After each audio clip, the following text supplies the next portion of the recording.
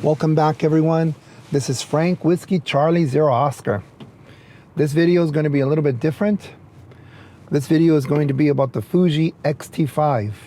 To put it into context, this particular channel, what I used to do is when I used to buy a camera, I would talk about it, and it was about photography. Well, there are still people in this channel that will email me or comment on my videos and want to know a little more. So I decided to do this for those subscribers. Right now, I'm using again the Fuji XT-5, and this is a usual test if you've ever seen my videos. Now, this time I'm not going to use the Fuji 16mm f1.4. As a matter of fact, I was using it about few weeks ago, about a week ago, with the new firmware update 2.03, which this is, and it was horrible. Especially like this type of lighting, a little bit dark, not so bright. It wasn't able to focus very well. It's a legacy lens. What do you expect, right? Not only that, even when it was nice and bright, it just felt it wasn't really, going in there and focusing on my face. Now, when you put it on face detection mode, it automatically goes into continuous focus mode. And one of the things about the Fuji cameras, they're notorious for hunting, focus. It can detect your face, it can detect your eye. The detection problem is not the issue. The issue is when it detects your face, does it focus on that? And so I quit on that lens for focusing on this particular firmware update. So I'm using my other lens. This is the 18-55, the kit lens. Kit lens, believe it or not, is a very, very capable lens. I think it goes, 2.8? Let me see, it says right here. Yeah, 2.8 to 4, right? When it goes to 55mm, it goes up to 4, unfortunately. So this video is all about, is it focusing on me and not anything else? One thing though, that I do have to be sure, and I can't really tell, because I can't see the screen from here, but on the joystick, I've noticed that I've made mistakes where I'll touch the joystick accidentally and I'll move the little square to the corner or to the side. And when I have face detection on, it gets confused a bit. So this time I kind of make sure that I double click on the joystick in the back. And then this way I have made sure it's centered. And thus when it's centered, I'm able to make pretty sure that the face detection is really like on me. I do have the sunroof up so more lighting can get on me because for whatever reason, apparently it seems to really weigh on a lot of the contrasting and when it's focusing. All right, so it's the 18-55 Fuji lens. It's right now it's on automatic aperture and ISO. So you'll see that it'll fade in and out my exposure. That's probably the ISO trying really hard to figure out how to expose. The shutter speed is stuck at 48 because I'm filming 4K at 23.98 frames per second. And again, this is all about how it focuses, right? I'll put my hand here because I know sometimes on the 16mm lens, if I put my hand here, it will go off focus because it'll focus on something, particularly my hand. And then when I move my hand, sometimes it won't focus back.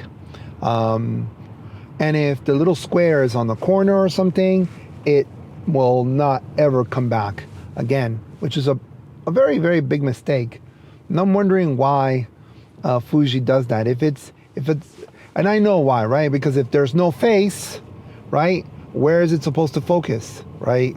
And so if the little square is on the side, if there's no face, if the square is on the little side, then it's going to focus on there. But it looks like even if there is a face and the square is on the side, it'll focus on the side. And that doesn't make any sense. The algorithm is not working very well. What else can I tell you for this particular video? I'm using the Rode Wireless Pros, which I will have another video to talk about these and see how it sounds. But right now, when I go home, I will find out how well it's focusing, if it's focusing at all. Like, for example, when I get into the shade here, right? Or even when I, put this here. Now I'm much darker. Will it be able to focus on me? And with my glasses on, right? That's another thing too. So let's say I take off my glasses, right? Will it be able to focus on me? I don't know. You would hope so, right? Especially with this kit lens. This is a more modern lens than the 16 millimeter. I know the 23 millimeter f1.4, which I looked at that recently, and it seemed like that's a lens for the X Pro, whatever it is now, 3. So that's kind of weird because it has that clutch, which is also with the 16 millimeter lens. Okay, so I'm gonna make a U-turn here a little bit, and moving my head. The sun is getting onto me. Maybe I can give a little more light now, just to see if it's like doing anything.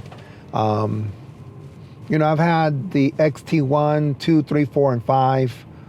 I would say the XT1 is very magical. Taking pictures. The sensor's what, 16 megapixels or something. The sensor has tiny little, sub-sensors, right? Which pick up light, and those are bigger on a 16 megapixels than a, something like a much bigger 24 megapixels. And for whatever reason, I feel that the XT1 is a very magical lens. And if you find one very inexpensive, I would get it. Just if you have the money and if you really feel like you want to experience what Fuji wanted to do when it first started doing these type of cameras. Another thing too, that so the XT3 was a camera that I felt was a much better camera in terms of its performance, but I felt like the magic wasn't there as much. So what else can this camera do, or what else can the XT3 provide and what it is today? Well, it's the color science. I think when you take pictures with the Canon cameras, they're very beautiful. The pinks are really nice, maybe the reddish. The greens are a little bit muted.